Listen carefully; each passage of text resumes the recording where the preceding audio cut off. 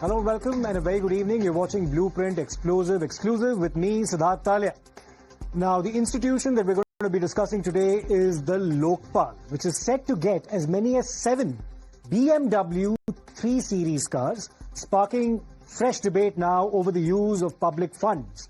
While the cars are reportedly meant to meet official needs, there are lots of critics, both within the political realm as well as those on the social media, who are questioning what they describe as the absurd price tag and whether such extravagance is really justified for a body that is meant to hold others accountable, especially when it comes to matters such as graft and corruption. Now, this comes amid serious comparisons being made with previous luxury allocations for politicians as well as officials in the past, and this has raised eyebrows about priorities as well as public perception. Now, stay tuned as we unpack what the rule book states, who funds the Lokpal, and why this purchase has triggered such a controversy.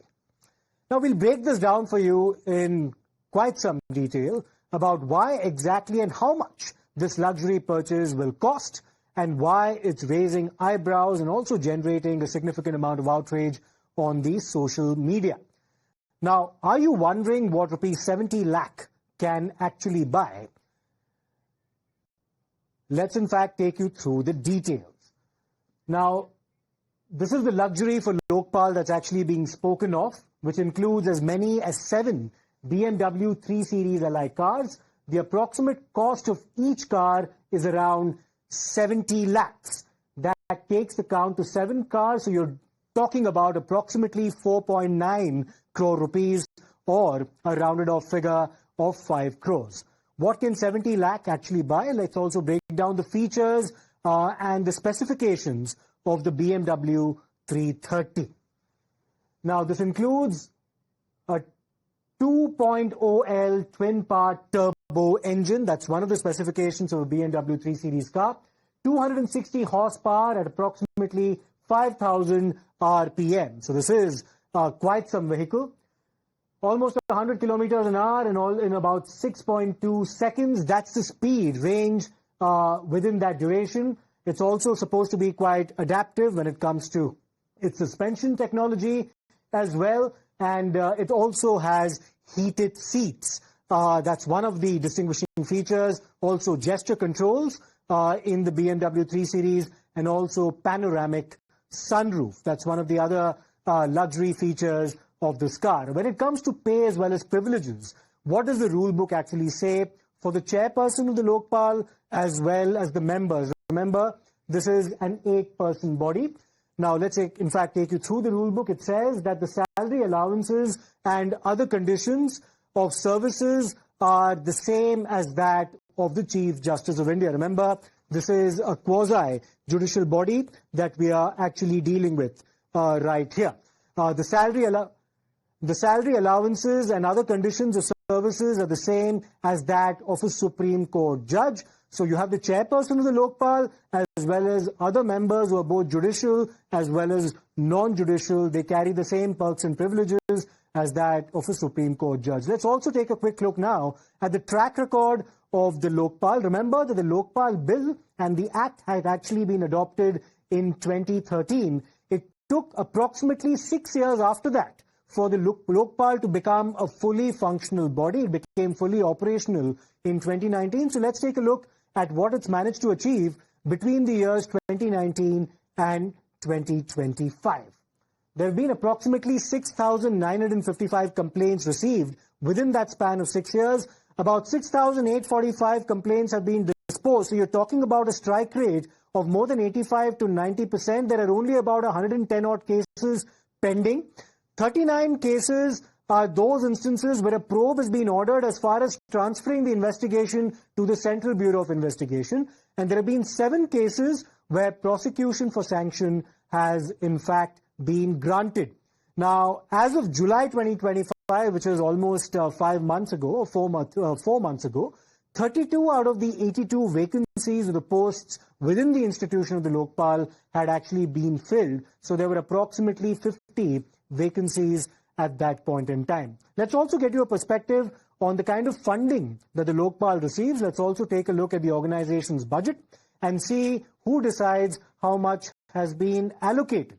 And those are the figures that you see on your screen right now. So as per the latest budget, which is the 2025 budget, approximately 44.32 crores had been allocated for the Lokpal. This includes both revenue expenditure as well as capital expenditure. And the annual budget approved by Parliament the year before was approximately 67.65 crores. So that's how much is allocated to the Lokpal, and these figures keep fluctuating on a yearly basis. Now, like we mentioned earlier, this isn't the first instance when such luxury purchases have actually made the headlines. There have been several instances in the past as well, and we'll give you some details of that too.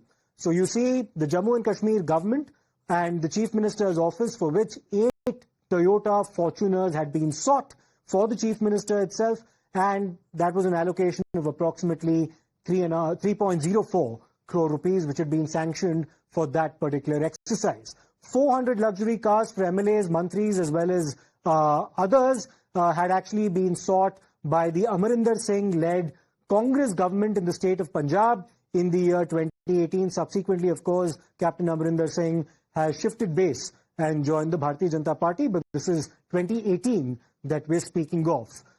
There were 18 luxury cars for mantris, chief secretaries that had been sought for approximately a price of 3 crore rupees back in the year 2012, when you had Mr. Bhupinder Singh Hooda as the Chief Minister of the state of Haryana. There was a Congress-led dispensation in the state at that point in time.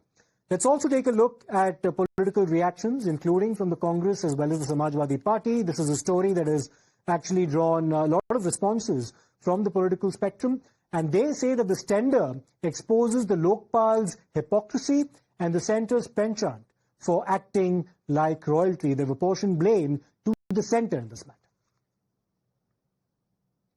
Lokpal उन्होंने एक public tender float किया है 7 BMW luxury गाड़ियों के लिए। लोकपाल एक ऐसी संस्था है जिसको लाया गया था करप्शन के खिलाफ काम करने के लिए, एक्स्ट्रा जो फंडिंग हो रही है उसको रोकने के लिए, एक्स्ट्रा खर्च हो रहा है उसको रोकने के लिए अब 7 लग्जरी BMW गाड़ियों का टेंडर फ्लोट किया गया। अफसोस की बात है, ताज्जुब की बात है। भ्रष्टाचार मिटाने की जिसको जिम्मेदारी दी गई थी या जिससे आशा उम्मीद की गई थी और इसीलिए उसकी स्थापना भी हुई थी, अगर वो BMW पर घूमेंगे, उनके अफसर घूमेंगे, तो कहां से भ्रष्टाचार दूर हो। उत्तर प्रदेश के जो मुख्यमंत्री जी हैं खटोला पे बैठते थे और खड़ाऊ पे चलते थे। आजकल बगैर उड़न खटोला के तो कहीं हिलते नहीं है।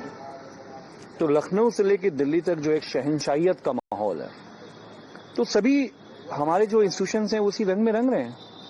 देखिए, लोकायुक्ता होते हैं या हमारे चीफ जस्टिस होते हैं, जजेस होते हैं, सीबीआई के चीफ होते हैं, इनकी जिंदगी इंतहाई सिंपल होनी चाहिए, क्योंकि पूरे देश की जनता की जो उम्मीदें हैं इनसे बहुत है। ये ऐसे इंस्टीट्यूशंस हैं जो भ्रष्टाचार के खिलाफ नकेल कसने के लिए बने हैं, जो कि काम नहीं हो रहा है। Well, let's take this across immediately to our guests. We have Mr. Kapil Madan, advocate as well as political analyst, joining us, as is Mr. Namit Saxena, advocate on record at the Supreme Court. Mr. Madan, coming to you first and foremost, we understand the kind of outrage that we've seen from both the political circles as well as other commentators on the social media. But let me give you the other side of the argument. Approximately 44 crores had been allocated to the institution of the Lokpal in the union budget this year. And if approximately 5 crores out of that 44 crores is being spent to procure BMW vehicles for those who are part of the institution, what's the big deal? That's one particular argument coming from the other side. And the other argument is that look at the disposal rate of cases as far as the Lokpal is concerned. They have a strike rate of about 80 to 85% out of a total allocation of cases of approximately 6,900 over the last 6 years. One might argue that none of these cases have resulted in a successful prosecution or a conviction. However, the very fact that they've disposed of almost 85% of the cases ensures that the pendency remains low. What do you have to say to these 2 points of view? Now, Siddharth, I am not here to comment on the efficiency of how the Lokpal how they are administrating their system, but I would want to say one thing very, very precisely is that this was an institution that was created to check corruption, and it appears that this institution is having and doing things which are sort of an extravaganza. And I think it's a I think it's a self-destructive image now. Now imagine a situation where you are saying the chief of Lokpal is entitled to drive a BMW, and there are many COSAI tribunals. Namit is here, he practices in Delhi. He would agree with me that you will have so many tribunals in Delhi, in NCR. If that is the case, then everyone should have the same entitlement. Now the point is that once here you have a system where I get your point that you have given an budget, and you have also given what the expenditure they're doing, but I think this is something which can be avoided at this point in time. Again, it's a new COSAI judicial body. Correct. I feel that the funds can be spent on more productive things which can increase the efficiency of the system per se, rather than indulging in extravaganza. Let me get a word in from Mr. Namit Saxena as well. Mr. Saxena, multiple points of view here. One is, of course, this is just a case of plain and bad optics, that you have a quasi-judicial body for which the people who are basically part of the institution require BMWs to be ferried around different parts of the national capital. That's one criticism that's coming its way. The other is that this institution, which was meant to combat corruption, has been punching below its weight. That's the other argument that's being thrown at the Lokpal. One might talk about the high rate of disposal of cases, but there's not been a single successful prosecution. That's one criticism. The other criticism is even on the part of those belonging to the political establishment, because there was a parliamentary panel of personnel and grievances that actually went into the matter and criticized the performance of the Lokpal as well, according to reports. So therefore, this is an institution that's not performing up to expectations, and what makes matters worse is that now they're seeking the procurement of 7 BMWs, which are luxury vehicles, to better facilitate their travel across the national capital. Where do you stand on this argument? Siddhartha, I don't think there is any connection between ordering these BMWs to maintain the institution and their performance. Their performance they are doing as per whatever rules they have. But I must tell you, see, the institution of Lokpal, there are 7 members currently. It is headed by a former Supreme Court Judge, Justice Kanvilkar, 3 other judicial members and 3 technical members. These 3 judicial members, one of them was a former Chief Justice. He was also the chairperson of the Law Commission, that is Justice Rituraj Awasthi, and the 2 other judges as well. Now, even for example, Kapil also pointed out, in Delhi also, most of these tribunals, for example, if you take them, the posts which are filled by former Supreme Court judges, they are entitled to be maintained as if they were maintaining themselves when they were Supreme Court judges. So most of the posts which are filled by former Supreme Court judges, they are commensurate to the status which they were having prior to, their superannuation. Right.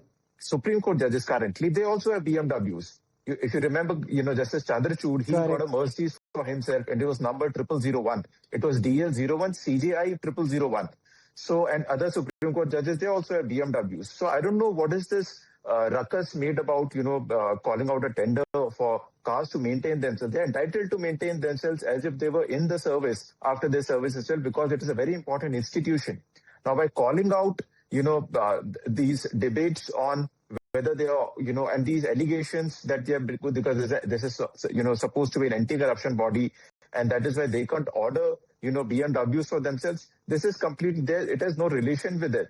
It is not supposed to, completely be unmanned and be simple, in that sense, which, which is commented by people in opposition. And I don't think central government has anything to do with it. It is, a tender floated by the Lokpal as an autonomous body, as a completely independent institution. It is like judiciary ordering, any, infrastructure for themselves. It is as simple as this. Okay, Mr. Saxena as well as Mr. Madan, both of you are distancing yourself from the argument about the performance of the Lokpal so far over a period of the last 6 years.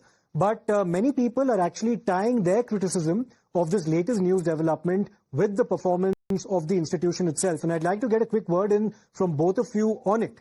Now, the Lokpal was established in the year 2013, and if we go back to that time, we'll remember the debates that took place in Parliament that went all the way up to midnight about the importance of establishing an ombudsman of this nature. It took 6 years subsequent to that for the institution to start functioning properly. Even after the first chairperson demitted office, it took almost another year for a new full-time chairperson to take over.